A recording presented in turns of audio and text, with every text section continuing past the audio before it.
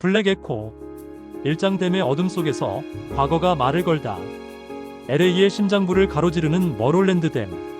그 거대한 콘크리트 구조물 아래 도시의 동맥과도 같은 배수 파이프 안에서 이야기는 시작돼. 한 남자가 죽어 있었지. LAPD 강력계 형사 히에로니무스 해리 보슈는 현장에 도착해. 그의 얼굴에는 세상에 대한 피로감과 냉소가 뒤섞여 있었지만 눈빛만은 매처럼 날카로웠어. 현장의 초동 경찰들은 단순 마약 과다 복용으로 결론 내리는 분위기였어. 팔에는 주사 자국, 옆에는 빈 주사기. 전형적인 마약 중독자의 끝이었지. 하지만 보슈는 위화감을 느껴. 주사 자국이 너무 깨끗하고 시신의 자세가 부자연스러웠거든. 마치 누군가 연출한 무대처럼. 그는 시신의 옷을 들추다 숨을 멈춰. 팔뚝에 새겨진 낡은 문신, 해골과 대검, 그리고 터널 렛이라는 글자. 보슈의 심장이 차갑게 내려앉았어.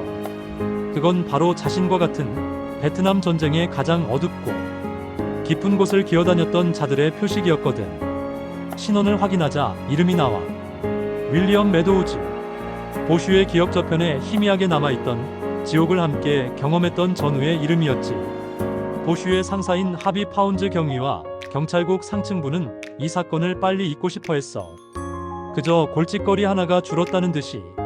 하지만 보슈는 그럴 수 없었지.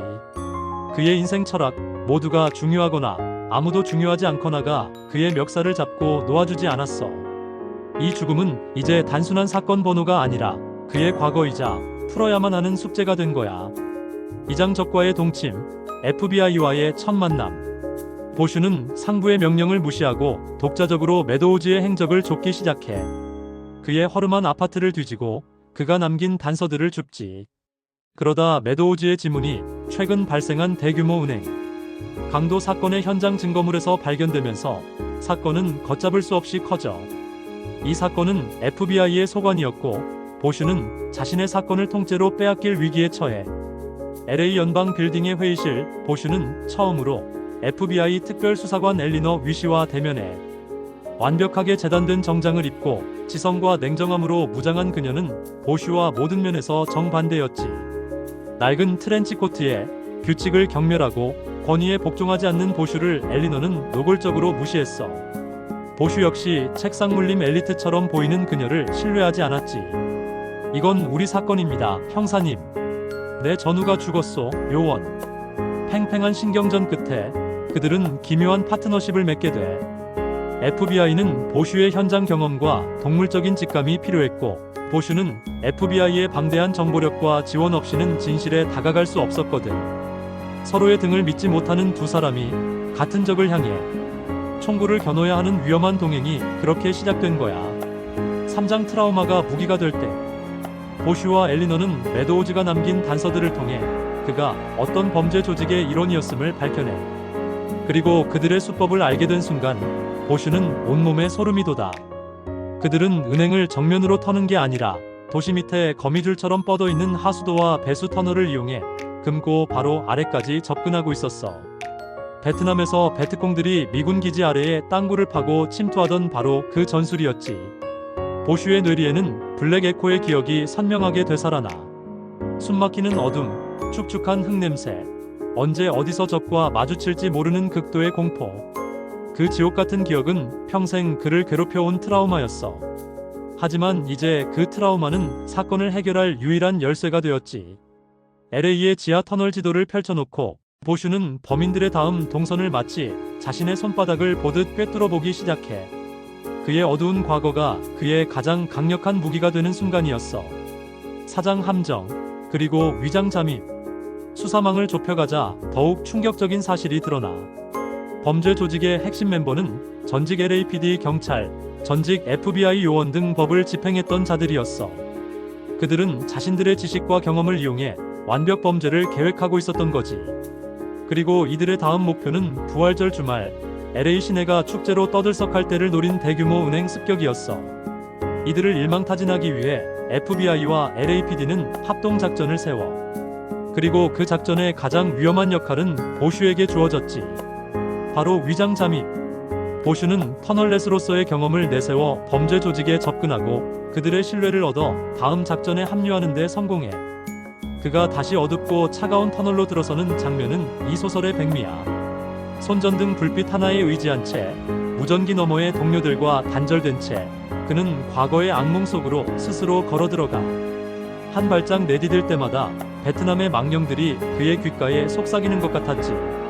하지만 그는 두려움을 억누르고 오직 전우의 죽음에 대한 진실을 밝히겠다는 일념으로 어둠 속을 전진해.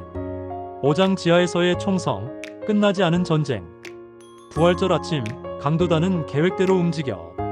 보슈는 그들 틈에서 결정적인 순간을 기다리지. 마침내 그들이 은행 금고 바로 아래에 도착해 폭약을 설치하는 순간 보슈의 정체가 발각되고 함정은 수포로 돌아갈 위기에 처해. 그 순간 지상의 FBI 팀이 덮치고 터널 안은 순식간에 아수라장으로 변해. 좁은 공간에서 총알이 벽을 튕기며 궤적을 그리고 섬광이 어둠을 갈랐지. 이건 단순한 총격전이 아니었어.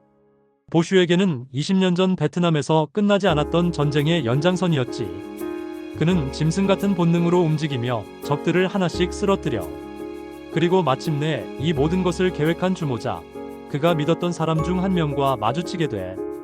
그 배신의 깊이는 보슈뿐만 아니라 엘리너 위시의 심장까지 꿰뚫을 만큼 깊고 추악했어. 에필로그 홀로 남은 자의 블루스. 사건은 해결됐고 범인들은 소탕됐어. 하지만 경찰국 청사로 돌아온 보슈를 기다리는 건 칭찬이 아니었지. 그의 숙적인 어빙 부국장은 보슈가 수많은 규정을 어겼다며 그를 징계위원회에 회부해. 그는 영웅이 아니라 통제 불능의 문제야 취급을 받았지. 사건을 통해 미묘한 감정을 키웠던 엘리너와의 관계도 산산조각나.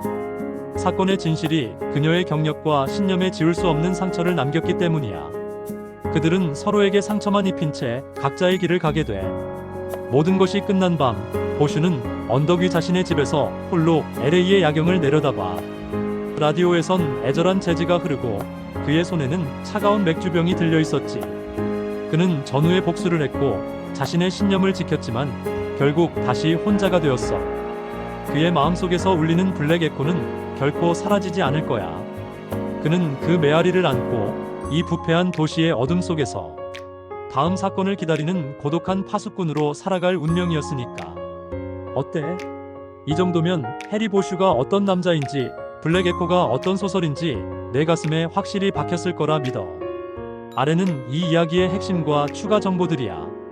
글쓴이가 말하고자 하는 핵심. 마이클 코넬리는 이 소설을 통해 베트남 전쟁이 남긴 깊은 상처와 트라우마 PTSD를 블랙 에코라는 상징을 통해 그려내고 있어. 전쟁은 끝났지만 그 기억은 여전히 주인공의 삶을 지배하고 있지.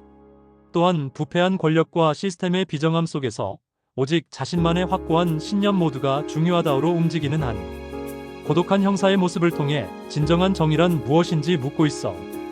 화려한 영웅이 아닌 상처 입고 고뇌하는 인간 해리. 보슈의 탄생을 알리는 위대한 서막이라고 할 수 있지.